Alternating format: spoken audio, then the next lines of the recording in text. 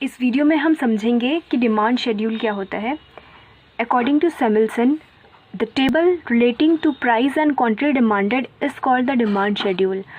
Demand schedule क्या होता है? ये टेबल होता है जो हमें प्राइस और क्वांटिटी डिमांड के रिलेशन को समझाता है। इस टेबल से हमें ये पता चलता है कि जब प्राइस में चेंजेस आ रहे हैं, जब प्राइस इंक्रीज़ हो रही है तो कंज्यूमर की क्वांटिटी डिमांड क्या है उस प्रोडक्ट के लिए, जब उस प्रोडक्ट की प्राइस डिक्रीज़ हो रही है तो क्वांटिटी डिमांडेड क्या है। जैसे कि हम अनियन का एग्जांपल लेते हैं कि अनियन की प्राइस अगर 4 रुपये है तो क्वांटिटी डिमांड कंज्यूमर की क्या है। अब यही प्राइस अगर 4 से 10 हो जाती है तो कंज्यूमर ने 10 रुपीज़ की प्राइस पे कितनी क्वांटिटी डिमांड करी। तो डिमांड शेड्यूल में हमारे पास पूरा डेटा होता है कि जैसे जैसे प्राइस इंक्रीज़ हो रही है या प्राइस डिक्रीज़ हो रही है तो कंज्यूमर ने उस प्रोडक्ट की कितनी क्वांटिटी डिमांड करी है। प्राइस और क्वांटिटी डिमांड में हमेशा इन्वर्स रिलेशनशिप पाया जाता है। जैसे जैसे प्राइस बढ़ती है किसी भी प्रोडक्ट की, उसकी क्वांटिटी डिमांड कम होती चली जाती है। जब किसी भी प्रोडक्ट की प्राइस डिक्रीज़ होती है तो कंज्यूमर उसकी क्वांटिटी डिमांड इंक्रीज़ कर देता है। जैसे हम चॉकलेट का ही एग्जांपल लेते हैं, अगर आज 10 रुपीज़ की चॉकलेट है तो हम उसे ज़्यादा परचेज़ करेंगे। अगर यही चॉकलेट 50 रुपीज़ की हो जाएगी तो कंज्यूमर इसकी डिमांड कम कर देगा। तो हमेशा प्राइस और क्वांटिटी में इन्वर्स रिलेशनशिप पाया जाता है।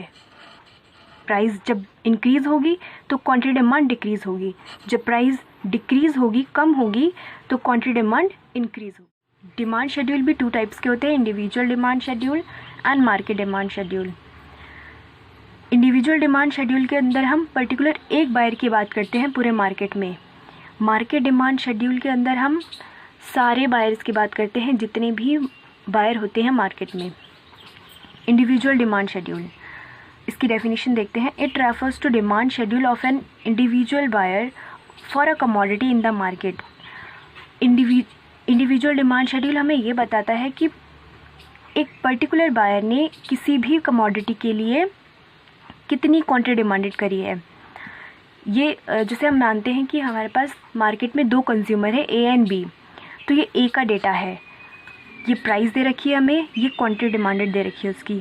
जब प्राइस 1 है तो ए ने 4 यूनिट कंज्यूम करी। जब प्राइस 2 है, जब प्राइस 1 से 2 हो गई, इंक्रीज़ हो गई, तो उसने अपनी क्वांटिटी डिमांडेड कम कर दी। जैसे मैंने अभी बताया कि प्राइस और क्वांटिटी डिमांडेड में हमेशा इन्वर्स रिलेशनशिप पाया जाता है।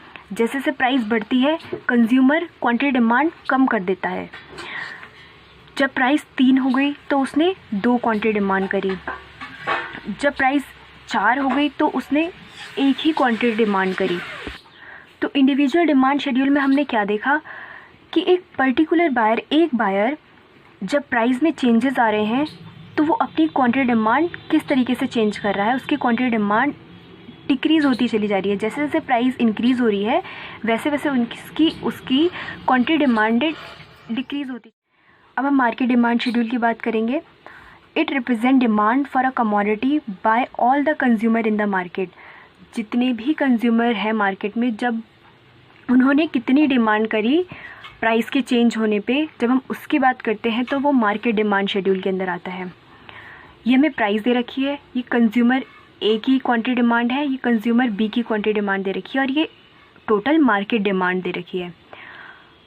तो प्राइस जब 1 है तो कंज्यूमर ए ने 4 यूनिट परचेज़ करी और कंज्यूमर बी ने 5 यूनिट। टोटल मार्केट डिमांड कितनी हो गई? 9।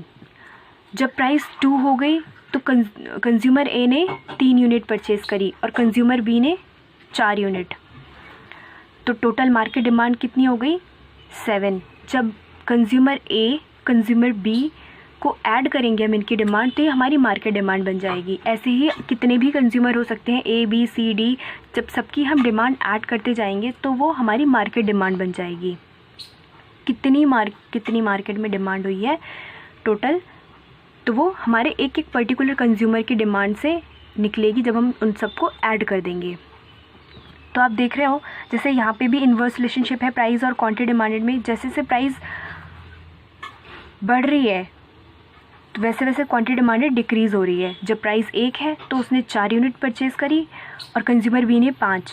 जब प्राइस 4 हो गई तो कंज्यूमर ए ने 1 यूनिट परचेज़ करी और कंज्यूमर बी ने 2 यूनिट परचेज़ करी। तो यहाँ पे भी हमें देखने को मिल रहा है कि जैसे जैसे प्राइस इंक्रीज़ हो रही है वैसे वैसे क्वांटिटी डिमांडेड कंज्यूमर की डिक्रीज़ हो रही है। तो क्वांटिटी डिमांडेड और डिमांड में प्राइस में इन्वर्स रिलेशनशिप पाया जाता है। ओके, आई होप आपको ये सब कुछ समझ आया होगा। डिमांड शेड्यूल क्या होता है, individual demand schedule and market demand schedule. मिलते हैं नेक्स्ट वीडियो में एक नए टॉपिक के साथ।